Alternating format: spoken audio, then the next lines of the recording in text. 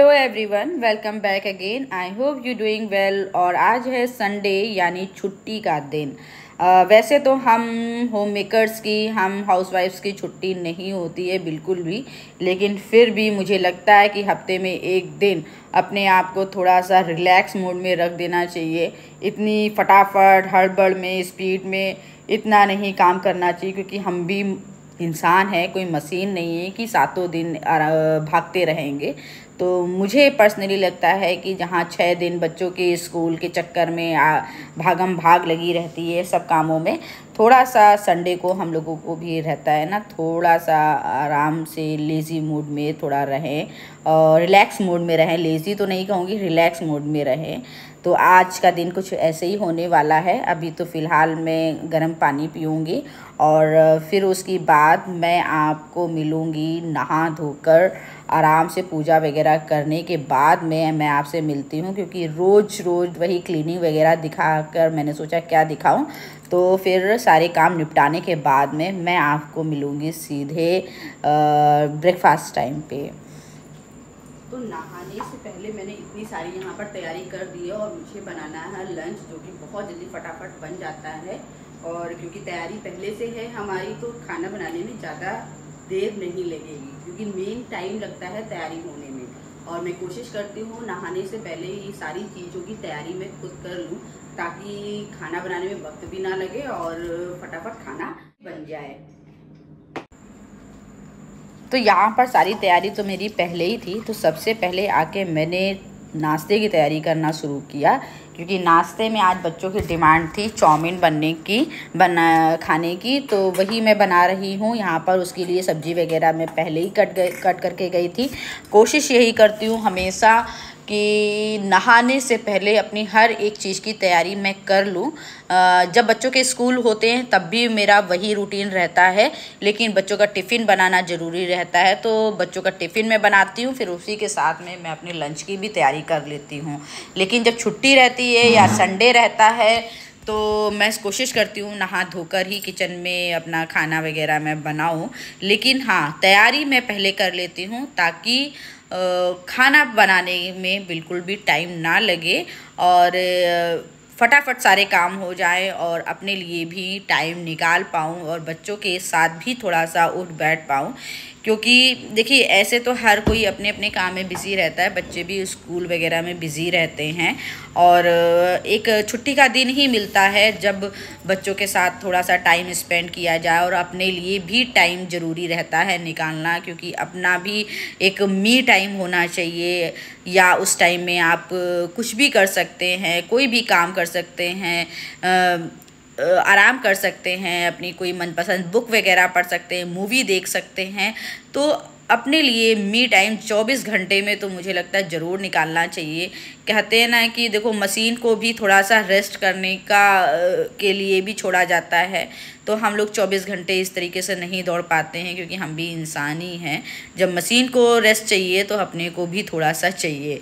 तो यहाँ पर फटाफट मैं बच्चों की मनपसंद चाउमीन बना रही हूँ, जो मेरी भी फेवरेट है, और रायता लंच की भी तैयारी कर रही हूँ। तो यहाँ पर मैंने ये ब्लेंडर से ही सारा दही भी फेंट लिया और इसी से भी खीरे का रायता बन रहा है, तो अच्छे से ब्लेंड कर लिया। क्योंकि बड़ी वाली बेटी को अगर उसमें थोड़ा सा चंक्स आते हैं ना खीरे के या किसी चीज़ के, उसको पसंद नहीं है, तो थोड़ा सा बिल्कुल स्मूथ हो वही पसंद है। तो मैंने इसी से ही हैंड ब्लेंडर से सारा कुछ ब्लेंड कर लिया, और इसमें बाद में छौंका या रायता मसाला वगैरह पड़ जाएगा।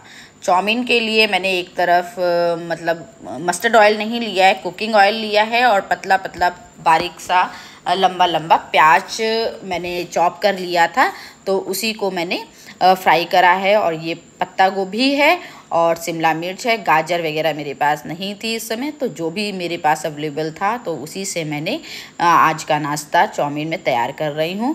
एक साइड पे मैंने चावल भी चढ़ा दिए हैं, ताकि मेरा लंच भी बराबर पकता रहे।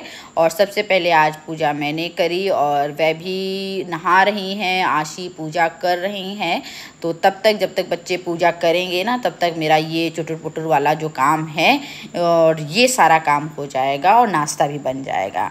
तो इधर दाल भी चढ़ गई, चावल भी बन रहे हैं और चाउमीन के लिए जो सब्ज़ी है वो थोड़ा सा मैंने 1-2 मिनट के लिए थोड़ा ढक दिया था, जो उसका क्रंचनेस है वो थोड़ा कम हो, क्योंकि बहुत ज़्यादा कच्ची कच्ची सब्ज़ी मेरे यहाँ किसी को नहीं पसंद है, मुझे भी नहीं पसंद है। तो मैंने थोड़ा सा, बस ज़्यादा नहीं, 2 से 3 मिनट के लिए थोड़ा सा वो ढक दिया था कि थोड़ा सा सब्जी में क्रंच कम हो जाए। नूडल्स अच्छे से बॉयल हो गए थे, खौलते हुए पानी में मैंने डाले थे नमक और कुकिंग ऑयल डालकर, और फिर उसके बाद बस 1-2 मिनट मैंने पकाए और बहुत अच्छे नूडल्स पके हुए थे, बिल्कुल अलग अलग थे। तो बस वही नूडल्स को मैंने डाल दिया। चिली सॉस ग्रीन वाला मेरे पास नहीं था, वो रेड वाला था, रेड वाला चिली सॉस डाल दिया, टोमेटो सॉस और ये सोया सॉस और थोड़ा सा विनेगर डाल दिया। इसमें थोड़ा सा चटपटा बनाने के लिए मैं सेजवान सॉस डालती हूँ, लेकिन सेजवान सॉस मेरे पास नहीं था। तो ये जो पिज़्ज़ा सिजलिंग आती है, काफ़ी अच्छा इसका फ्लेवर रहता है, थोड़ा सा चटपटा रहता है, तो वो मैंने थोड़ा सा ऐड कर दिया ताकि थोड़ा सा स्पाइसी बन जाए, ज़्यादा नहीं, बस थोड़ा सा बन जाए स्पाइसी। तो चाउमीन यहाँ पर मेरे बन के तैयार हो गई थी और एक तरफ मैंने दूध बॉयल होने के लिए चढ़ा दिया और करेला बनाने जा रही हूँ आज।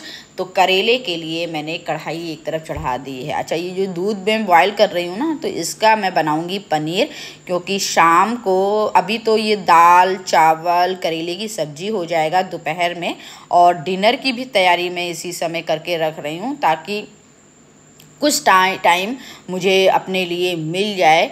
और कोशिश यही करती हूँ ना, अब मैं यही कोशिश करती हूँ कि दोनों टाइम का खाना मैं एक साथ बनाकर फ्रिज में रख देती हूँ ताकि शाम का कोई ज़्यादा भड़बड़ ना हो, क्योंकि शाम को भी बहुत सारे काम रहते हैं और थोड़ा करना पॉसिबल नहीं होता है सारा दिन किचन में खड़े रहना।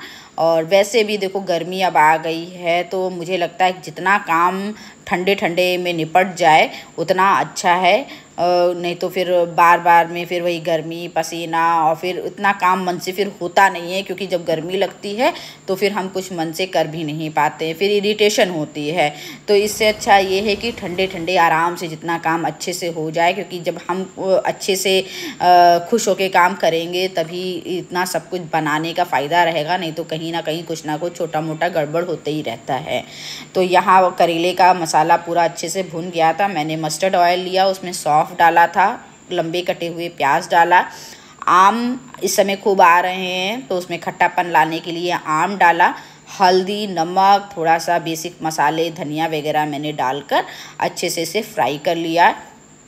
अच्छा, करेले को मैंने करोच के थोड़ा सा चक्कू से करोच के छीला था और उसको नमक लगा कर रख दिया था ताकि इसका कड़वापन कम हो जाए। और वैसे भी आम डाल रही हूँ, इस समय आम बहुत अच्छे आ रहे हैं तो आम डाल रही हूँ, तो उससे खट्टापन बहुत अच्छा आएगा। और ये थोड़ा सा मैंने गुड़ डाला है, मुझे थोड़ा खट्टे मीठे करेले पसंद है तो थोड़ा सा फ्लेवर के लिए मैंने गुड़ ऐड कर दिया है इसमें। तो सारी चीज़ें हो रही थी, दाल चावल बन गए थे, दाल भी थोड़ा सा पक रही थी और इस समय बजे हैं 11:30 और हम लोग अब करेंगे नाश्ता। जी हाँ, 11:30 का टाइम हो रहा है और इतना सारा हमारा काम हो गया है और मैं थोड़ा लेट ही उठी थी तो थोड़ा लेट चल रहा है। और फिर जैसे बच्चों की छुट्टी होती है ना, तो फिर उसी हिसाब से सारा काम होता है, आराम आराम से, कोई हड़बड़ नहीं रहती है। अच्छा, यहाँ दाल चावल मेरा बन गया था, करेले की सब्ज़ी पीछे पक रही है पीछे वाले बर्नर पे, और दाल बन गई थी तो आज मैंने आम डाल के दाल बनाई है। तो पहले दाल को ऐसे ही मैंने पका लिया था, फिर उसके बाद आम डालकर 1 सीटी ले ली है।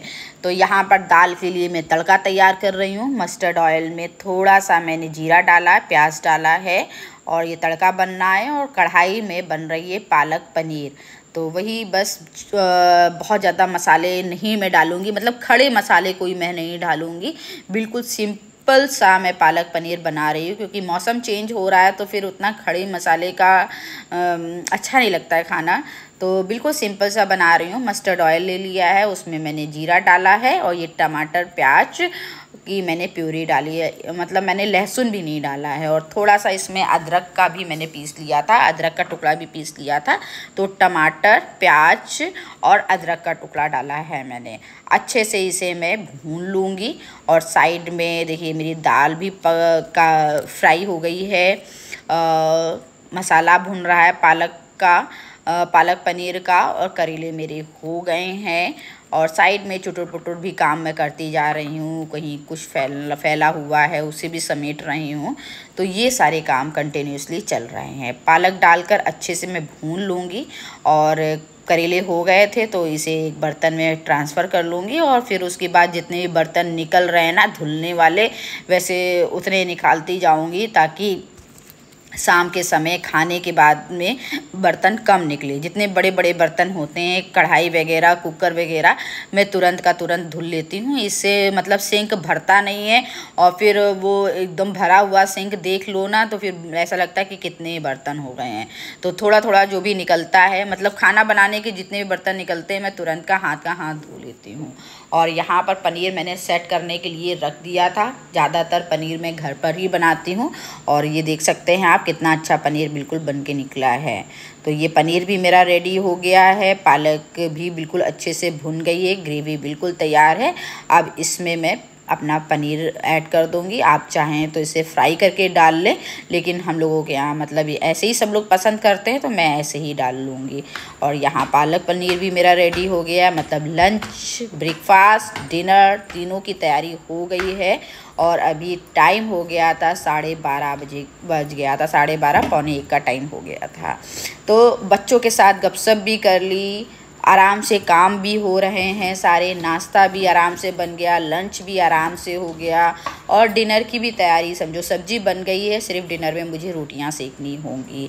तो इतने सारे काम बिल्कुल ईज़िली मैंने निपटा लिए हैं, ताकि जब आपके दिमाग में देखिए प्लानिंग रहती है और आप पहले से तैयारी कर कर चलते हैं तो सारे काम बहुत आराम से निकल जाते हैं। वॉशिंग मशीन मैंने लगा दी थी, कपड़े भी धुल गए, कपड़े फैला भी दिए और थोड़ी देर मैंने रेस्ट करा। तब तक हो गया खाना खाने का टाइम, 2:30 बजे 2 बजे सब लोग ऐसे ही खाना खाते हैं। तो आराम से मैंने आधा पौन घंटे रेस्ट भी कर लिया था। और तब तक रोटी बनाने का टाइम आ गया। और यहाँ पर बन रही है गर्मा गर्म रोटी और मेरा रायता तैयार है। ऊपर से छौंक लगाने के लिए सबने मना कर दिया था, तो थोड़ा रायता मसाला, ये मेरा घर का बना हुआ रायता मसाला है, वही डालकर रायता मैंने तैयार कर लिया। और ये रही मेरी समर स्पेशल थाली, 7 व्यंजनों की थाली मेरी बिल्कुल रेडी है। और उम्मीद करती हूँ आपको आज का ये ब्लॉग पसंद आया होगा। और पसंद आया है तो प्लीज़ चैनल को लाइक करिए, सब्सक्राइब करिए। और मिलूँगी नेक्स्ट ब्लॉग में, तब तक के लिए बाय बाय, टेक केयर।